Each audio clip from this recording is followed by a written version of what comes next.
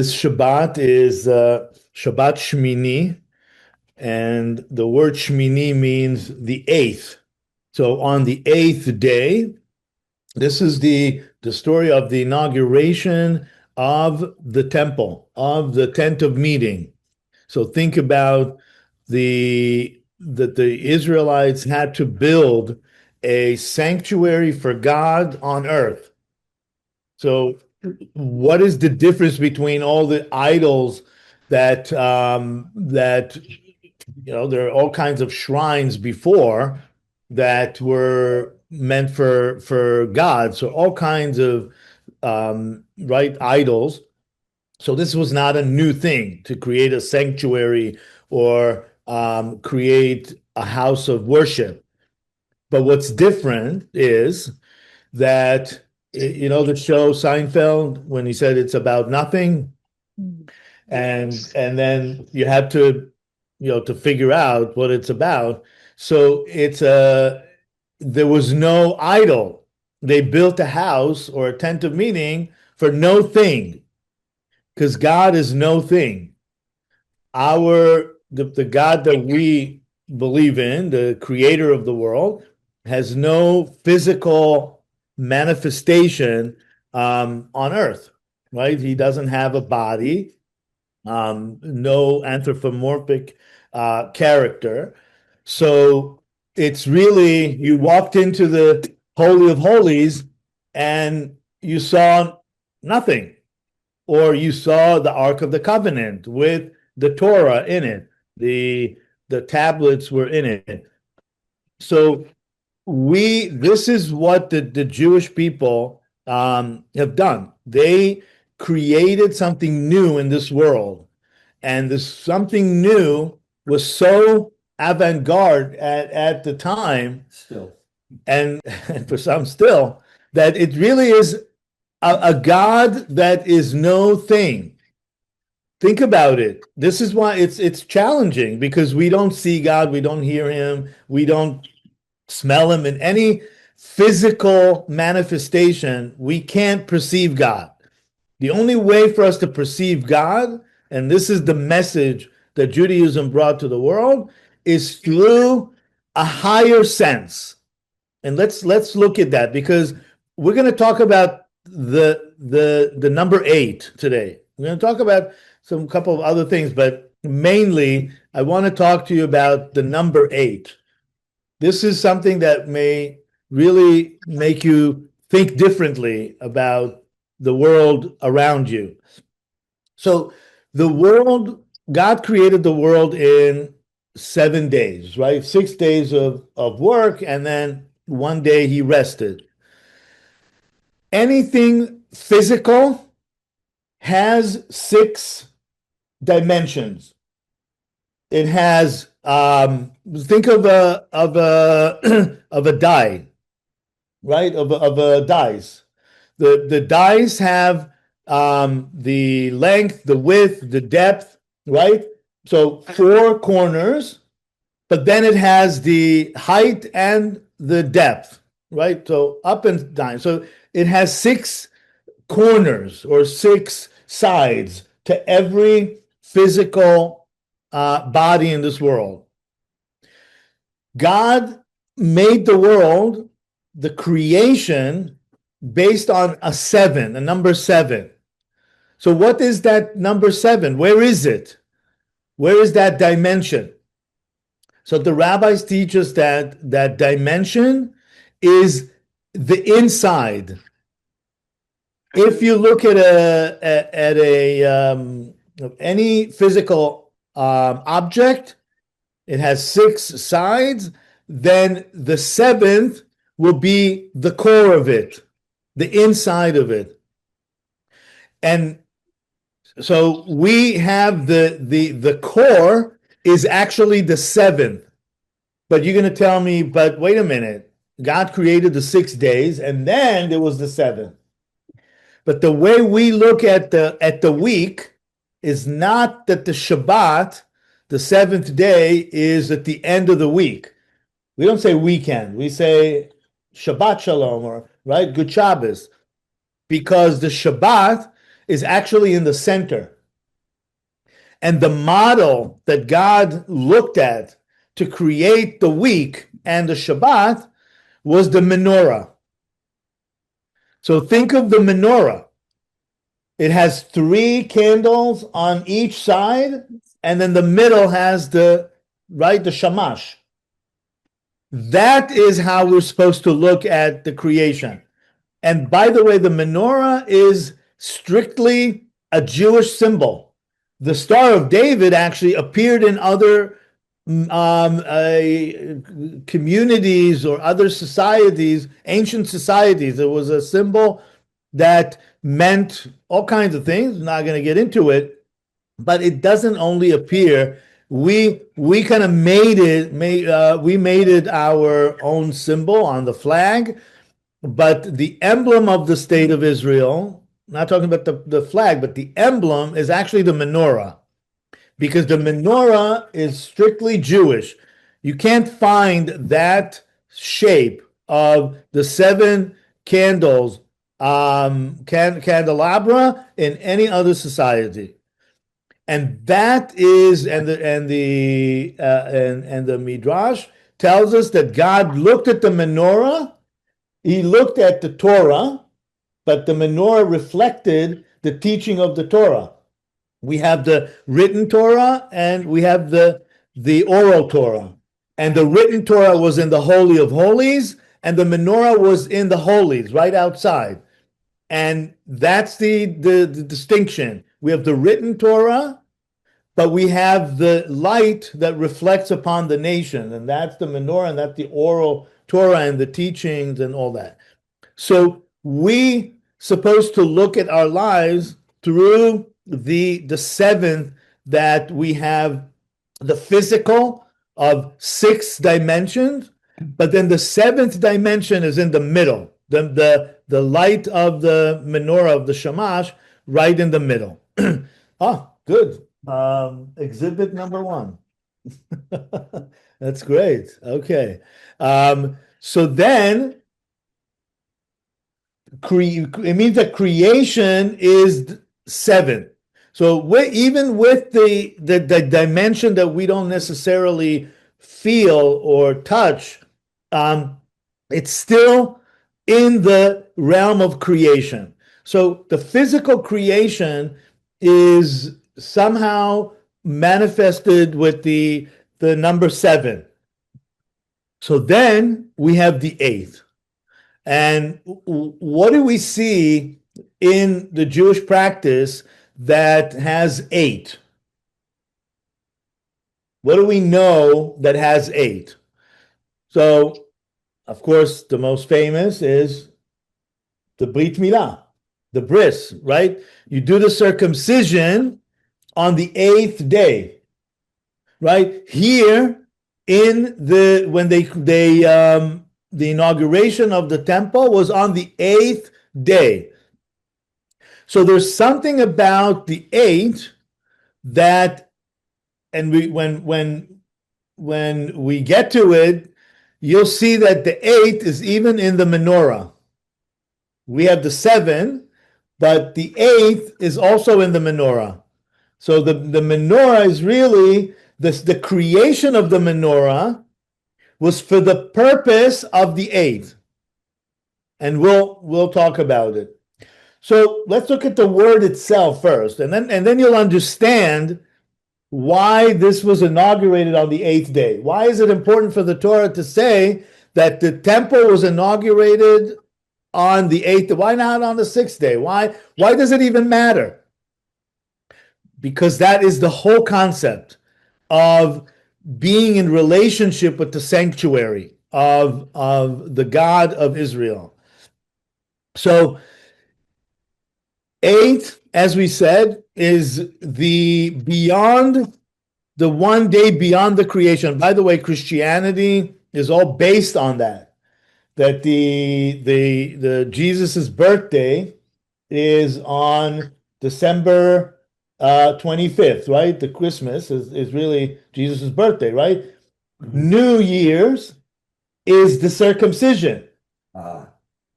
So the Christian calendar that we follow actually is built on the Jewish rituals. And it's called the day of inauguration, or the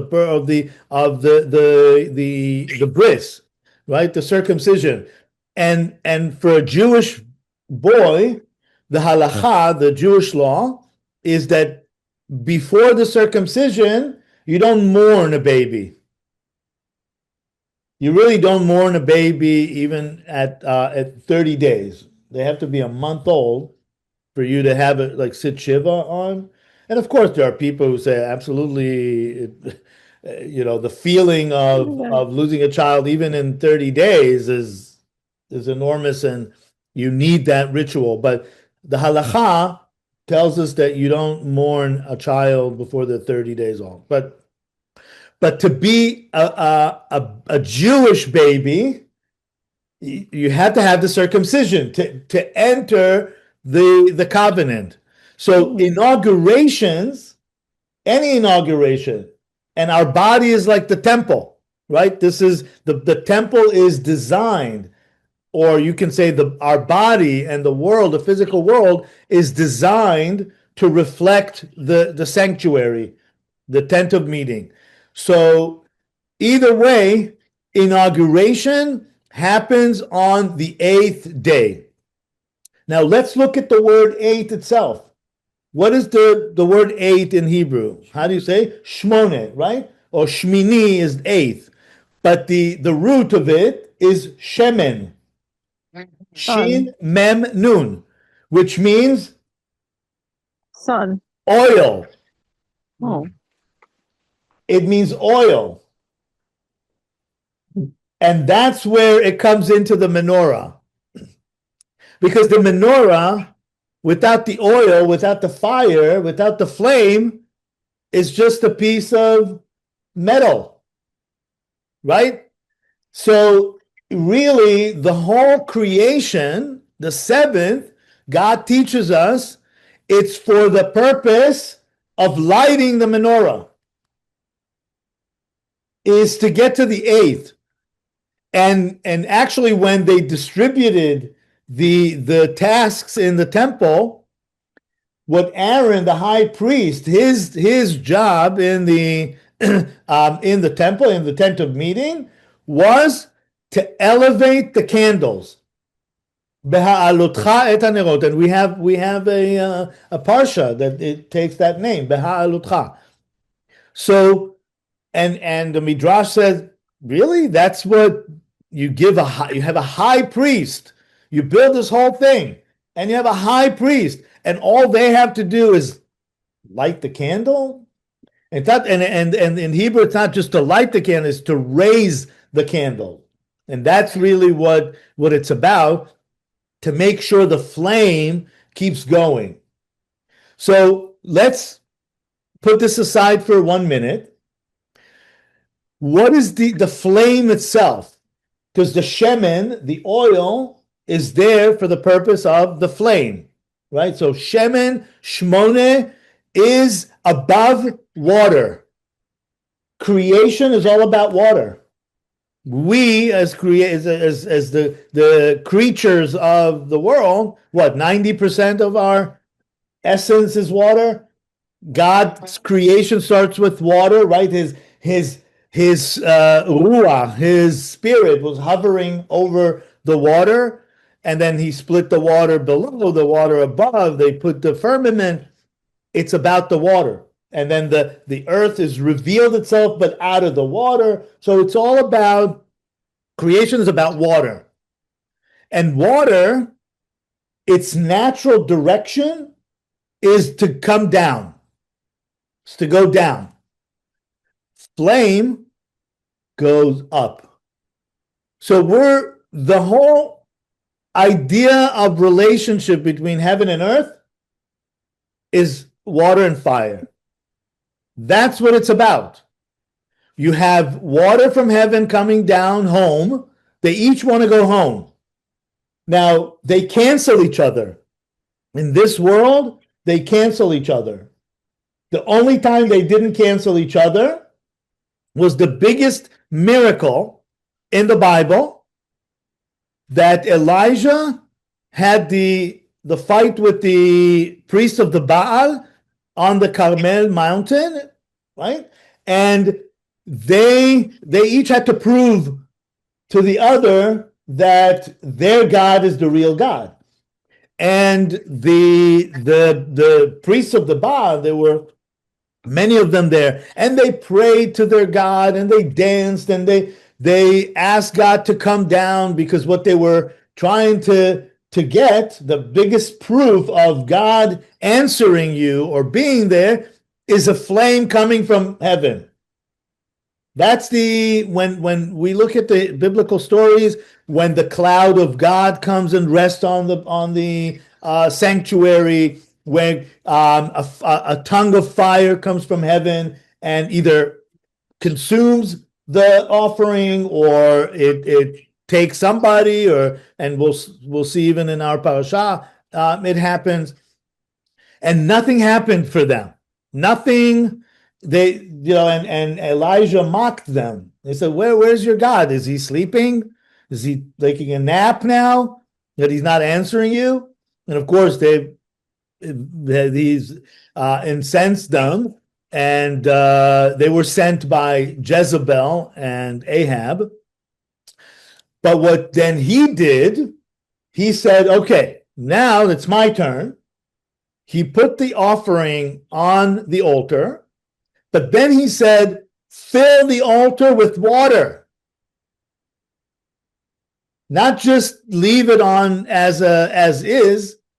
And then they filled it up with water, and the flame came from heaven, and they ignited, so to speak, the altar, and the fire was over the water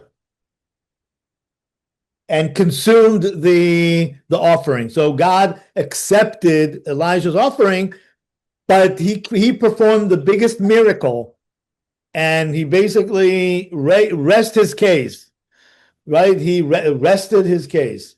He said, that's it, because water and fire do not exist together in this world. So it means that God's intervention was clear here. Now, how do we end every prayer that we have in the every prayer? How do we end every Jewish prayer? Amen. Well, before that, Oseh Shalom Bimromav, Oseh Shalom Bimromav, right? He who makes peace in heaven, right? He will make peace upon us on earth, right?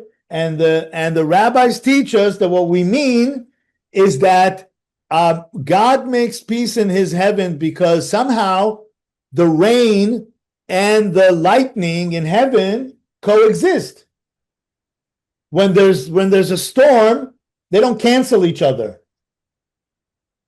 And we want to be in a reality on earth that water and fire won't cancel each other, that elements or people or any ideas that you think are so far apart somehow will be able to coexist, and there'll be peace on earth, right? But right now, physically, water and fire cancel each other, and that was the biggest miracle. So the menorah and the sanctuary is about fighting the water that keeps trying to extinguish the fire in our lives. And the fire, the flame, as we say, when somebody, God forbid, dies, we light the candle, the memorial candle. And what is the candle? The rabbis teach us the candle is like a person. You have the body and you have the soul. And the body is the wax, is the candle itself. But the candle, for the purpose of the candle, the physical candle, is for the flame. Wow. So it means that we have to live. You have to keep the candle healthy and stable, just like the menorah. The menorah has to be a good menorah, right? So we have to keep our body as the temple, and take care of it very, very well. But it is supposed to have the flame in it. And once the flame disappears, that's death, right? That's the breath. So the soul is in that breath. So the fire, when we say about the high priest, well, what is this job? It seems like an easy job to raise the flame, the candle.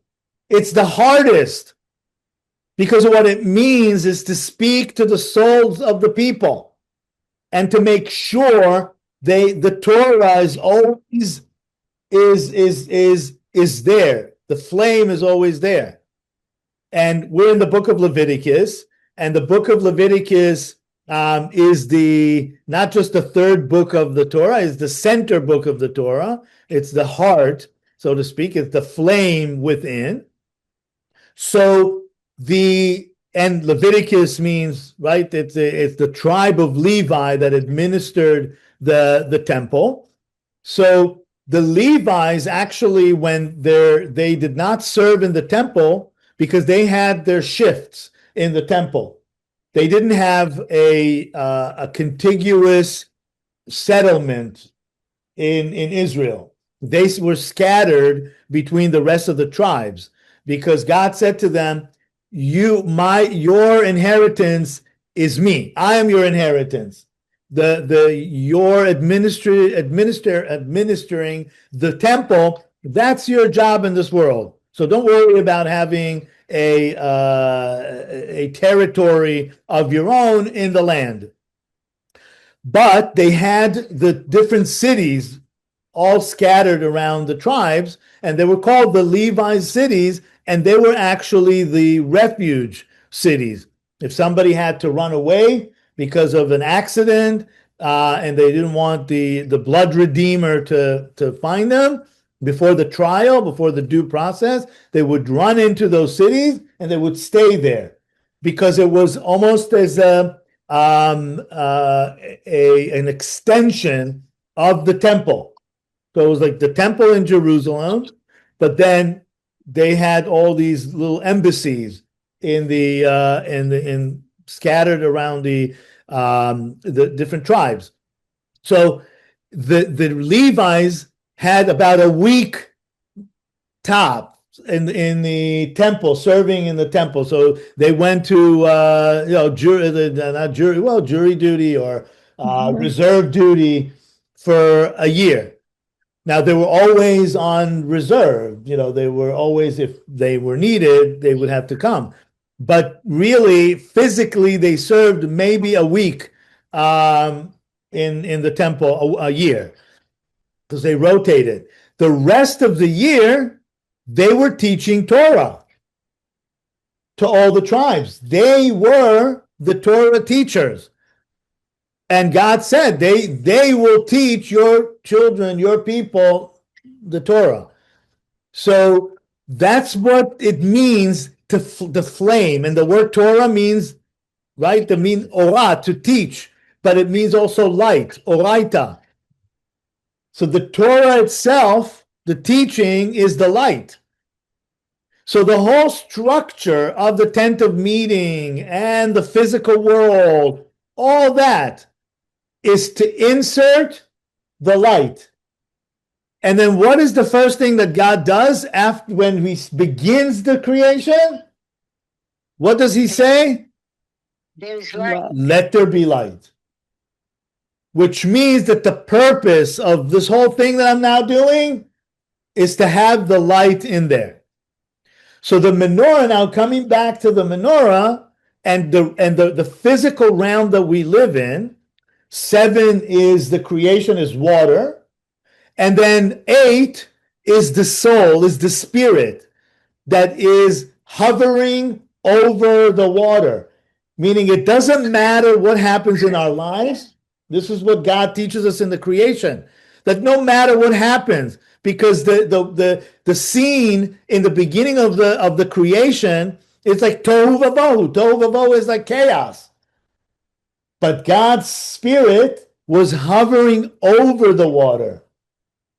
So no matter what tries to pull us down in our lives, we have to look at the menorah. We have to look at the light and have something that hovers over the water. And guess what? What hovers over the water? Even in the physical world, you have water, and what floats over the water?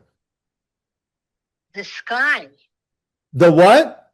The sky. The sky, but something in our kitchen. You have water, Yeah.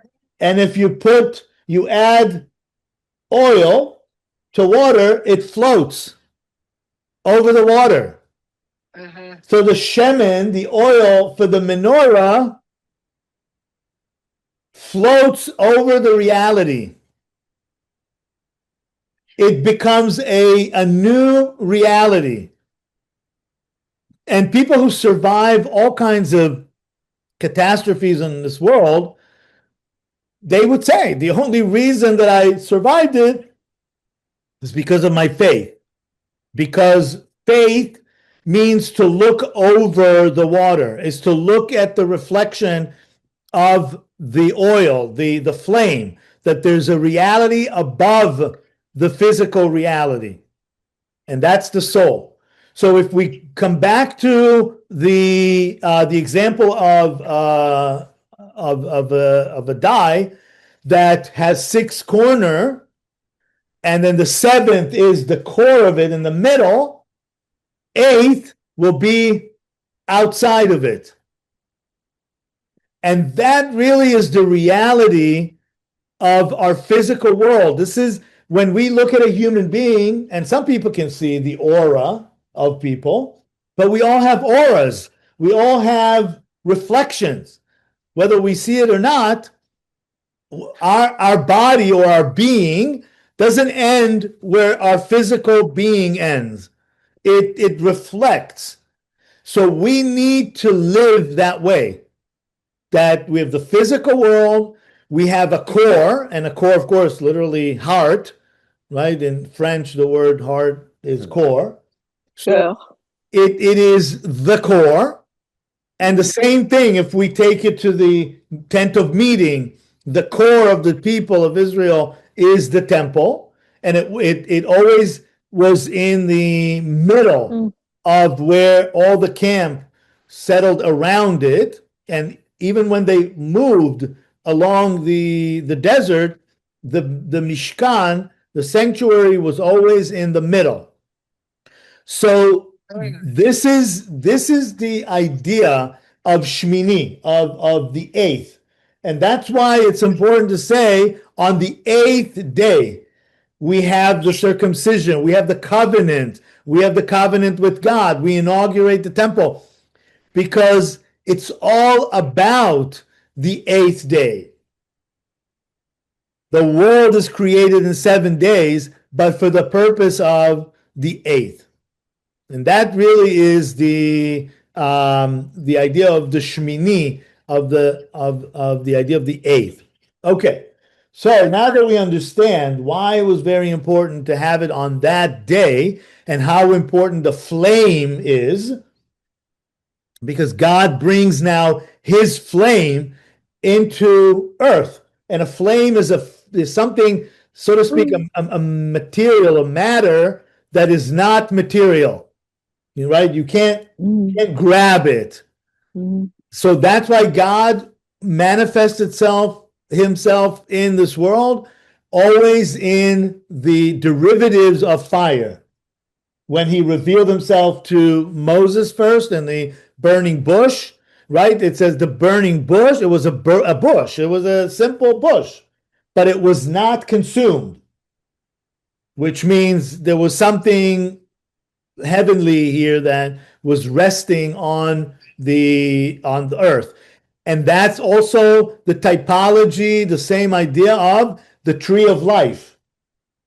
The tree of life was in the middle of the Garden of Eden, and that was clearly God's spirit, because that is why Adam and Eve were not supposed to die, because they were in the proximity of the tree of life, so they continue to rejuvenate, to regenerate.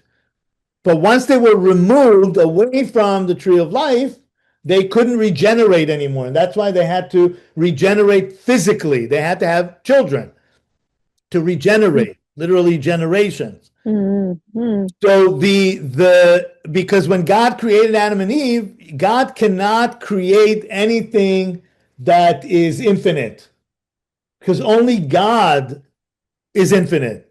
So anything that is not God can't be infinite. But what he did, he placed the finite, our beings, in a proximity of the tree of life. And the tree of life was not at any point restricted. It became restricted only after God said, I don't trust them. If they ate from the tree of knowledge, which I said don't do it, then I don't trust you that you will behave accordingly with the tree of life, which could be dangerous if you don't treat it right. And we'll see it exactly here in our parasha now. What it means, the flame of God, you have to treat it like fire. Fire can be warm, you can cook, you can do a lot of things with fire. It's light, it's everything that God wants us to have in this world. But if you get too close, if you mishandle it, right, it'll burn you. So that is the relationship that we have with God, or the manifestation of life, of light or fire. Same idea. Okay, so what happened here? It says on the 8th day, Moses called Aaron and his sons and the elders of Israel. So for 7 days after they finished creating the tent of meeting, they would bring offerings, and just to kind of start the machine. But the day of the opening day was the 8th day. And he said to Aaron, so Aaron now is the high priest. He's the administrator of this machine called tent of meeting. And he said to Aaron, take a calf of the herd and purgation offering and the ram of the burnt offering without blemish, and bring them to before God. So, of course, this is now the first offering in the structure, in that whole idea of bringing the fire of God, the flame of God, the no thing, into our midst. So we're gonna skip a little bit. Aaron, in verse 8, Aaron came forward to the altar and slaughtered his calf of purgation offering, and Aaron's sons brought the blood to him. He dipped his finger in the blood and put it on the horns of the altar, and he poured out the rest of the blood at the base of the altar. Okay, so we can talk another time about, and we have talked a little bit when we started the book of Leviticus, about the whole idea of a sacrifice and the whole mechanism of it. So I'm not going to repeat it here. But he brings it, and they wash it, and they meticulously have to do everything according to God's prescription. And why is that? And we did touch upon it when we talked about the offering, because think of God coming to earth. So it is, think of a nuclear, well, I mean, it's very, I guess, pertinent today, of a nuclear plant. If you work at a nuclear plant, how careful do you have to be that it doesn't explode on you? Right? So people are very, very careful, and they're all kind of mitigation for people not to enter certain places, and because they have to know exactly what they're doing and so forth. So only Aaron is allowed to enter the Holy of Holies. Think of a nuclear plant. Everything has to be exactly the way it is, because it's so powerful. if it goes out of control, then it's a disaster. And we'll see now what happens when it's not done well. So, as we mentioned, the fire that comes from heaven is the proof that God accepts our offering. And this is what happens now. Moses and Aaron were in verse 23, and Moses and Aaron then went inside the tent of meeting. When they came out, they blessed the people, and the presence of God appeared to all the people.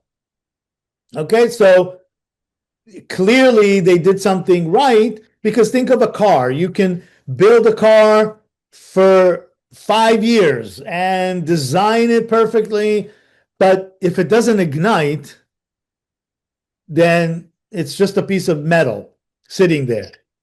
So this is what they did, and then fire came forth. How did the presence of God came to be? It says fire came forth from before God, meaning from heaven, and consumed the burnt offering. Literally, a tongue of fire came from heaven and ate. We served a meal to God. In a sense, we gave God an offering, and a tongue of fire from heaven came and consumed the burnt offering and the fat parts on the altar. And all the people saw and shouted and fell on their faces. So this was another revelation, like in the Mount Sinai, the revelation that God came as fire on the top of the mountain and spoke to them. So what Aaron and Moses did was correct. And it ignited, that machine ignited. Now, what happened now? We're in chapter 10 now in Leviticus. Now, Aaron's son, Nadav and Avihu, each took his fire pan, put fire in it, and laid incense on it. And they offered before God alien fire. Alien fire. For whatever reason, and we can have a whole discussion about what the Talmud tells us, what was exactly that foreign fire was, whether they didn't bring it on time, they included a different ingredient, they were mocking, maybe just their attitude, they were mocking Aaron and Moses and said, we know how to do this better. We're Gen Z, we have TikTok, we know how to do this. Leave it for us, right? So somehow there was a foreign fire. Now, zara, the word in Hebrew, zara, it's literally, there's avodah zara. When you do an idol worshiping, in Hebrew, the word is avodah zara, a foreign worship. So somehow their worship, whatever the fire they brought, was foreign. Okay?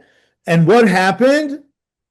Which had not been enjoined upon them. So it was not in the exact prescription from God. So think about you're in the laboratory and you're creating now a nuclear weapon. And you decide to add baking soda. Right? So what happened? And fire came forth from God and consumed them. Thus they died by God's will. So imagine this situation. And for many people, this is one of the most baffling scenarios in the whole Bible. What? On the day of the inauguration of the tent of meeting, the sanctuary for God on earth, the two sons of the high priest were zapped, died on the altar while worshiping. Wow. This is really, you have to it blows the mind, right? God couldn't say, okay, I'll warn you this time, give me a little warning, give me something. But the two children on the altar, the first day, wow. And then Moses said to Aaron, before he said anything, imagine the rabbi, Moses, our rabbi, has to now pastor for his brother, who is the high priest. But this is the consolation, the moment that Moses had to say something, or something had to be done, because imagine Aaron seeing both his sons die on the altar, what was supposed to be the most joyful day of all times. So what was supposed to be the most joyful day of all times, now Aaron is looking at his two dead sons. How do you even wrap your mind around something like this? And then Moses said to him, this is really one of the most powerful episodes in the whole Bible. No doubt about that. Then Moses said to Aaron, this is what God meant by saying, through those near to me, I show myself holy and gain glory before all the people. And Aaron was silent. So there is something, I'll start from the end of it, because we need to unpack what's happening here and then connect it with the whole idea of the fire and the flame and everything we talked about thus far. This is Aaron was silent. What is the holiest service to God that we offer today? What do we do? What is our ritual? Our service? Prayer. Right, we pray, right?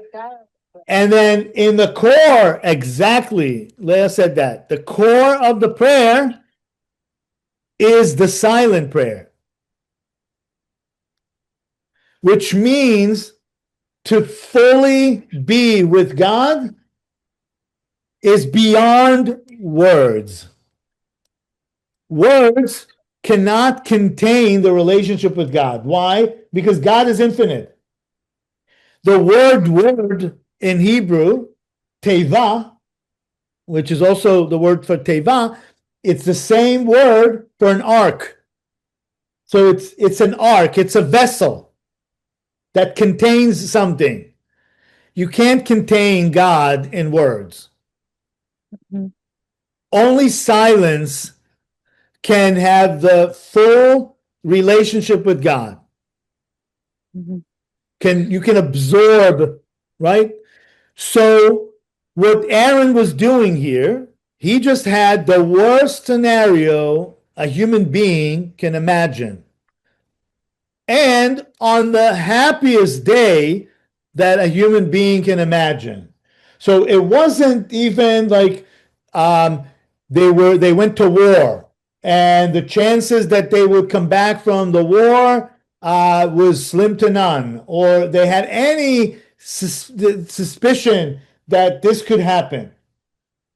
Think about it. So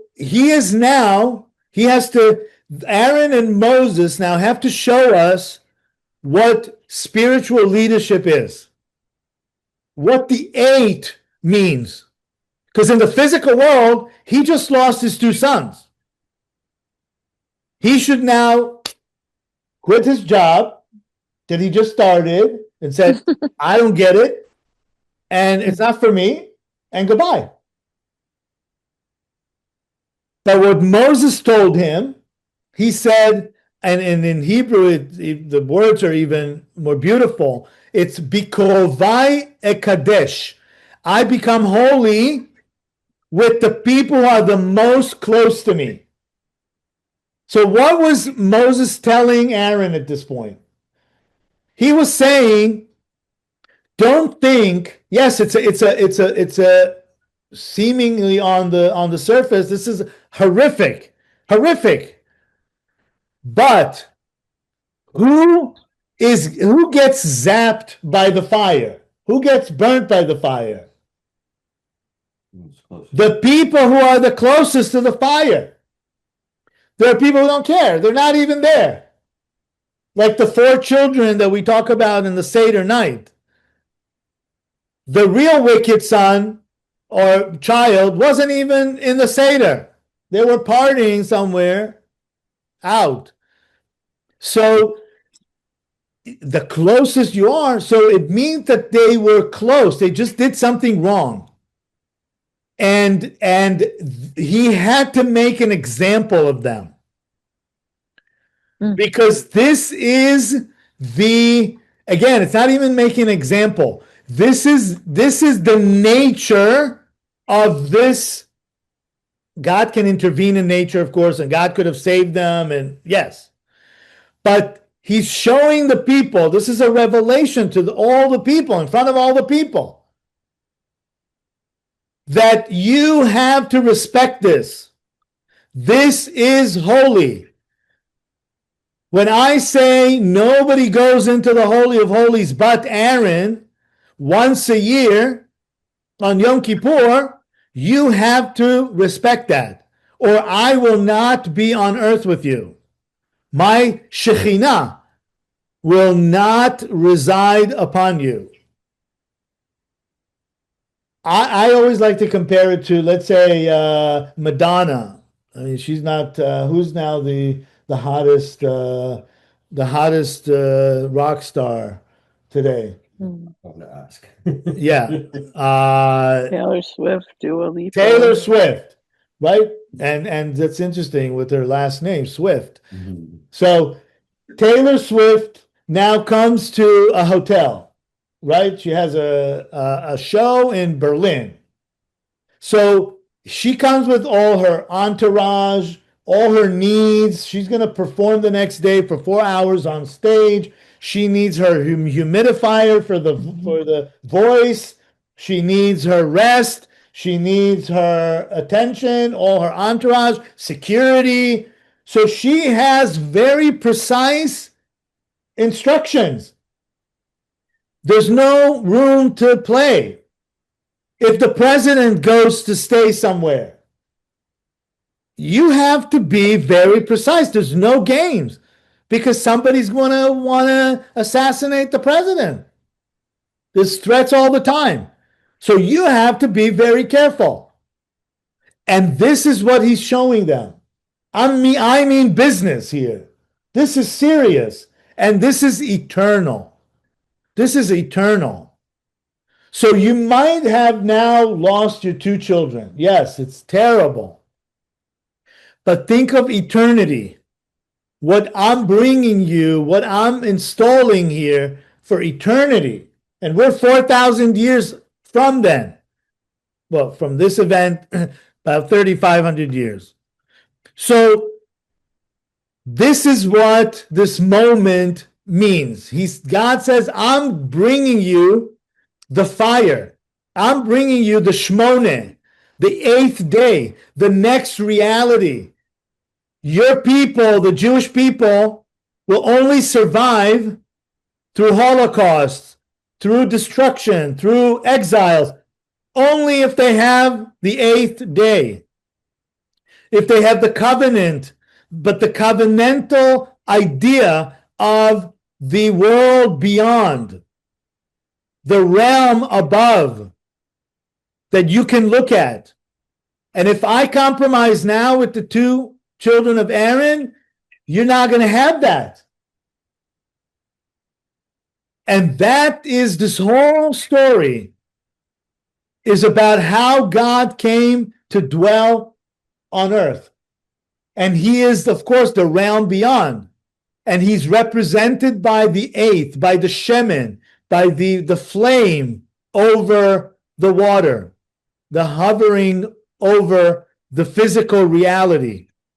And this is the inauguration of the temple of the tent of meeting, of God's sanctuary that he dwells on earth. And that's why it's on the eighth day that completes that whole idea of the eighth.